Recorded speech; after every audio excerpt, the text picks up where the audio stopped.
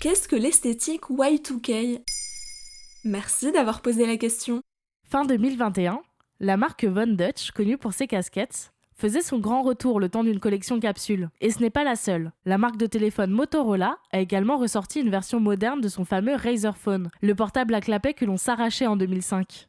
L'esthétique des années 2000, ou Y2K, pour Year 2000, est partout depuis un an. Sur TikTok, le hashtag Y2K comptabilise plus de 7 milliards de vues. Des enseignes de prêt-à-porter aux grandes marques, la mode d'il y a 20 ans est en pleine expansion. Qu'est-ce qui caractérise la mode Y2K ? Dans les années 2000, la mode, c'était le trop.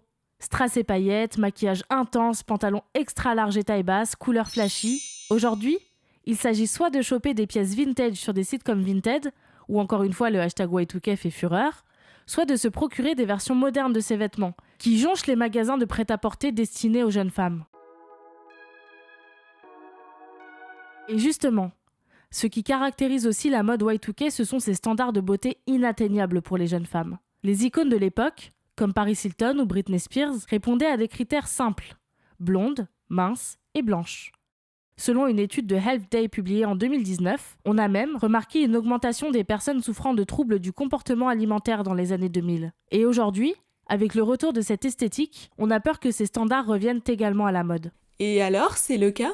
Eh bien, rassurez-vous, pas forcément. La sociologue de la mode, Aurélie Van de Peer, interrogée par Vice, explique. Quand les tendances réapparaissent, c'est plutôt d'ordre visuel et esthétique. Elles sont réintroduites dans le monde social dans lequel on vit actuellement. Ainsi, si la mode se répète et s'inspire du passé, elle s'inscrit également dans un contexte social, et l'esthétique Y2K n'y fait pas exception. On voit sur les réseaux sociaux des personnes de toutes les ethnicités, aux corps divers, s'approprier cette tendance. Et finalement, même si on aime jeter un œil au passé, notre époque n'est peut-être pas si mal. Voilà ce qu'est l'esthétique Y2K. Maintenant, vous savez, un épisode écrit et réalisé par Maëlle Diallo. Ce podcast est disponible sur toutes les plateformes audio et pour l'écouter sans publicité, rendez-vous sur la chaîne Bababam Plus d'Apple Podcast.